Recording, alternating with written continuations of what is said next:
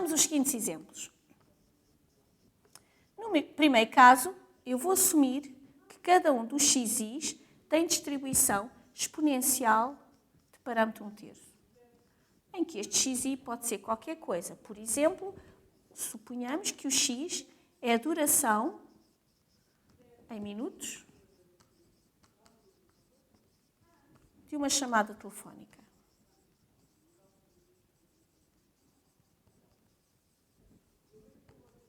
E vamos admitir que cada um dos xi's tem esta distribuição e que, além disso, são independentes entre si.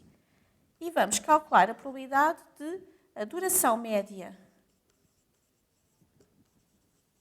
de 40 chamadas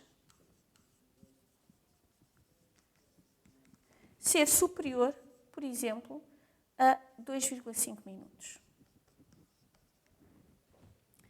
Ora, a duração média de 40 de chamadas é igual ao somatório, diz de igual a 1 até 40 de xi, em que xi representa a duração de cada uma das chamadas da iésima a dividir por 40. Isto é, o que eu quero calcular é a probabilidade do somatório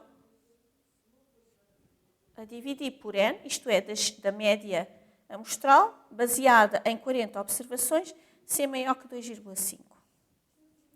Passando para o complementar, isto é a probabilidade do x barra ser menor ou igual que 2,5. Ora, vamos verificar se estamos nas condições do teorema do limite central.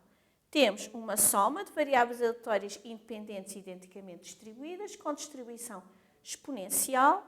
Temos 40 destas observações, ou destas variáveis aleatórias, e de acordo com a regra prática que demos anteriormente, podemos então utilizar o teorema do limite central, uma vez que o número de observações envolvidas é suficientemente elevado.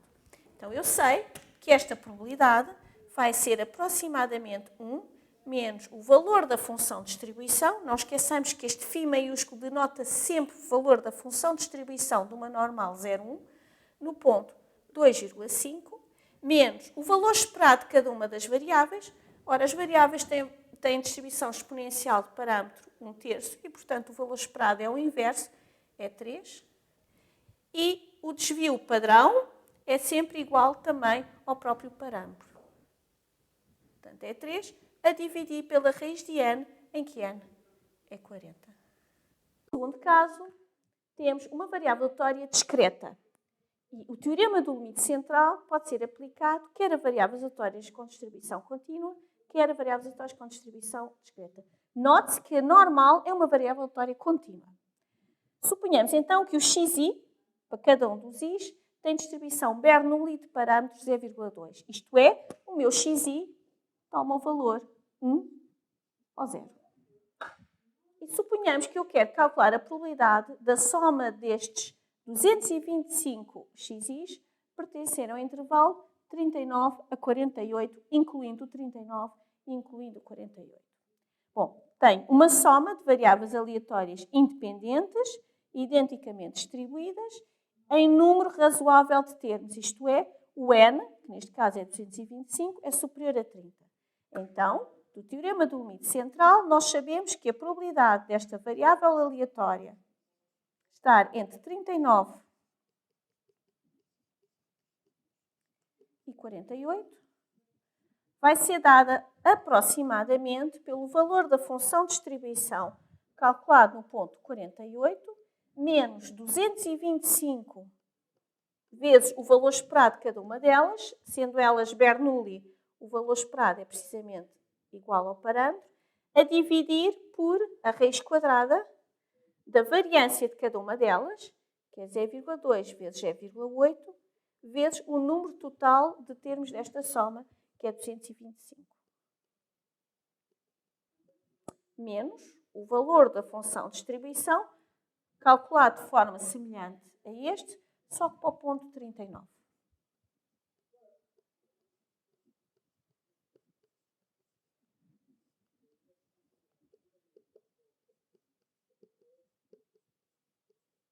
Portanto, feitas as contas relativas aos argumentos que estão aqui nestas duas funções de distribuição, vamos ter que calcular o valor da função de distribuição de uma normal em 0,5 menos o valor da função de distribuição de uma normal no ponto menos 1. Consultando a tabela da normal ou usando a máquina de calcular, obtemos o valor 0,5328. Isto é, a probabilidade da soma de 225 Bernoulli estar entre 39 a 48 é aproximadamente, uma vez que isto é um resultado assintótico, dado por 0,5328.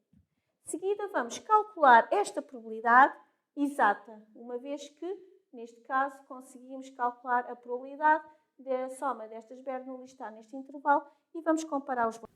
Neste caso, conseguimos calcular a probabilidade exata, que nos permite verificar até que ponto a aproximação dada pelo teorema do limite central é uma aproximação rigorosa ou não. Note-se que, se cada uma das variáveis tem distribuição Bernoulli de parâmetro 0,2, uma vez que eu tenho uma soma de 225 variáveis aleatórias e dependentes identicamente distribuídas, então eu sei que esta variável aleatória vai ter distribuição binomial de parâmetros 225, que é o número de parcelas que eu estou a somar, e o segundo parâmetro, a probabilidade de sucesso, é 0,2. Ou seja, a probabilidade desta variável pertencer ao intervalo indicado vai ser o somatório deste 39 a 48 da probabilidade associada à binomial com os parâmetros que acabámos de ver. Feitas as contas, e neste caso é possível, desde que tenham um computador à mão, consegue-se ver que este resultado, este sim também é aproximado, uma vez que nós estamos aqui a fazer alguns erros numéricos de truncatura, mas este valor é aproximadamente dado por 0,5852. Recorde-se que quando utilizamos o teorema do limite central, chegámos à conclusão que a probabilidade em causa era aproximadamente dada por 0,5328. Isto é, esta aproximação ainda me comete um erro de cerca de 5%. Para melhorar a aproximação, no caso de eu estar a trabalhar com probabilidades que envolvem variáveis aleatórias discretas, uma das soluções é utilizar a chamada correção de continuidade. Vejamos aqui o que isto significa. Neste caso, a minha variável aleatória, que corresponde à soma das 225 Bernoullis, que é a tal distribuição binomial, eu quero calcular a probabilidade dela pertencer ao intervalo 39 inclusive a 48 inclusive. Note-se que no caso da variável aleatória aproximada, isto é, no caso da normal, a presença das igualdades nas desigualdades é irrelevante, isto é, a probabilidade de estar entre 39 menor ou igual, ou seja, aqui a variável aleatória normal, 48, é a mesma coisa que qualquer intervalo em que eu substituo as desigualdades latas por desigualdades estritas e vice-versa. De forma a que, quando eu vou aproximar esta probabilidade, contemplo obrigatoriamente o ponto 39 e 48, o que se toma é estender um pouco o intervalo. Isto é, a minha variável, que toma, neste caso, valores de 1 em 1, eu quero calcular a probabilidade dela tomar valores neste intervalo, incluindo, e o que nós fazemos é que quando passamos para a distribuição normal, eu ando com o intervalo um pouco para a esquerda e um pouco para a direita, de forma a ter a certeza que eu estou a incluir o 39 e 48. Quanto é que é este pouco? Este pouco, e novamente isto também são resultados de simulação que nos indicam, este pouco é metade desta amplitude da variável. Isto é, a minha variável varia de 1 em 1, neste caso, e, portanto, eu vou estender os meus intervalos 0,5 à esquerda e 0,5 à direita. Se a variável variasse de delta em delta unidades, a minha correção seria delta sobre 2 à esquerda e delta sobre 2 à direita.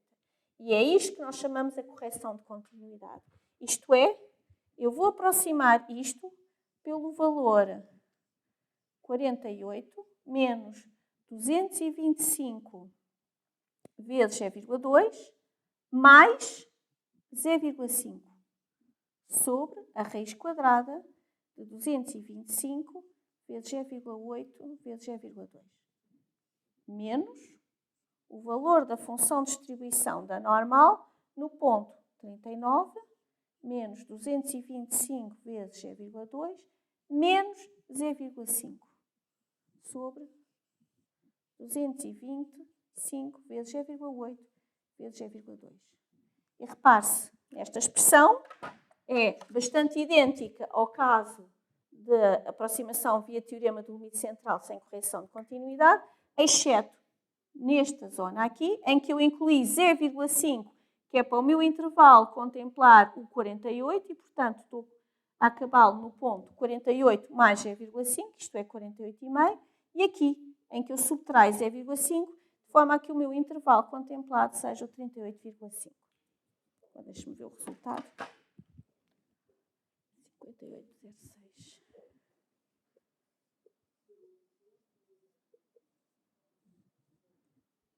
pôr 58,52.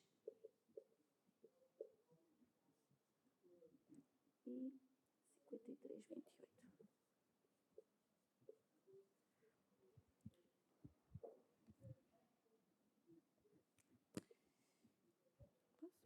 Bom, com esta introdução da correção de continuidade, chega à conclusão que o valor aproximado para esta probabilidade via teorema do limite central é 0,5806.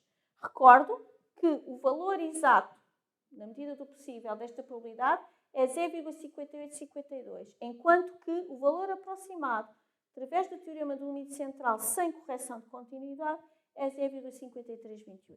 O que mostra que realmente a introdução da correção de continuidade melhorou a aproximação do verdadeiro resultado.